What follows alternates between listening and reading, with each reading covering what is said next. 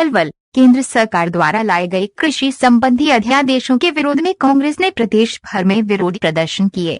पलवल में भी कांग्रेस नेताओं ने लघु सचिवालय पर एकत्र होकर विरोध प्रदर्शन किया और जिला उपायुक्त में माध्यम से महामहिम राष्ट्रपति के नाम ज्ञापन सौंपा।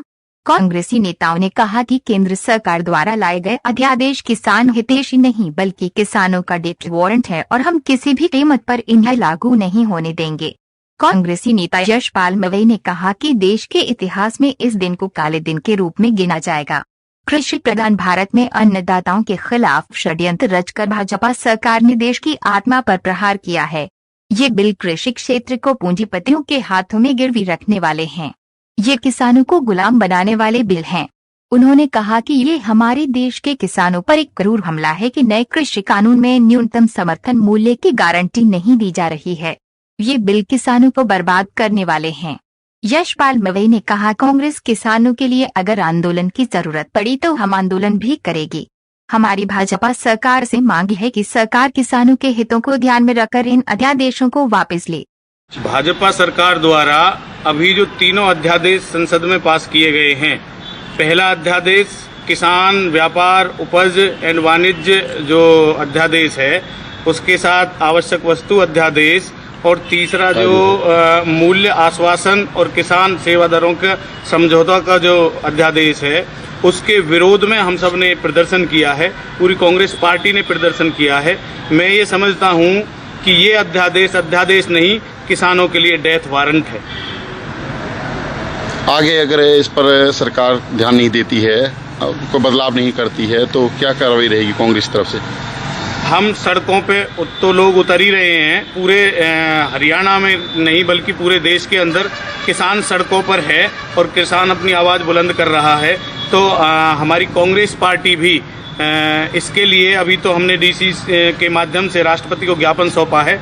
इससे आगे भी हमें प्रदर्शन और आंदोलन करने की जरूरत पड़ी तो हम बड़े से बड़ा आंदोलन भी करेंगे। सबसे पहले अनाज मंडियों में जब अनाज बेचा जाता था तो राज्य सरकार का हस्तक्षेप उसमें हुआ करता था, लेकिन अभी इन्होंने उसका प्राइवेटीकरण कर दिया है। बिचौलिए बीच में आएंगे और वो आकर खरीदेंगे।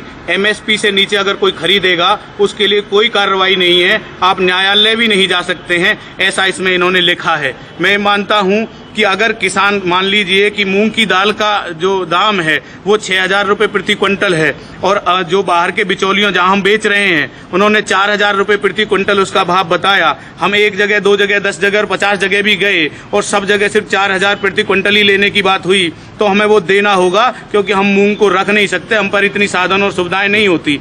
ऐसे ही एमएसपी पर भी इन्होंने ऐसे ही किया है और भी इन अध्यादेशों में किसानों को ठगने का काम किया गया है। भाजपा सरकार किसान विरोधी है और हम सभी मिलकर, हम सभी किसान के बेटे हैं कि भाजपा सरकार के खिलाफ अपनी आवाज बुलंद करेंगे। इन अध्यादेशों को भाजपा सरकार वापस ले। वहीं इसराइल खान ने कहा कि सरकार किसान विरोधी बिल लेकर आई है, जब तक सरकार इन बिलों को वापस नहीं लेगी तब तक हमारा संघर्ष जारी रहेगा। पलवल से शीतल कुमार सैनी की रिपोर्ट। बंदी तुगलकी फरमान से लेकर के आज किसानों तक पहुंच चुकी है। ये किसान विरोधी बिल जो लेकर आई है, देश के जो किसान, जिसमें सारा देश डिपेंड करता है। हुड्डा साहब के राज में जब धान की बात आई थी तो विदेशों तक धान हमारा चावल जाता था, और आज किसान विरोधी बिल ला करके इस देश में जो तराई सरकार ने मचाई है, हर वर्ग की ये विरोधी है। हमें आपको ये समझना है, और जब तक ये बिल वापस ना हो, ये किसान विरोधी बिल जो लेकर आई है सरकार, तब तक हमें संघर्ष जारी रखेंगे और ये किसान विरोधी जो सरकार है इसको जड़ से उखाड़ फेंकने की हम कसम लेते हैं।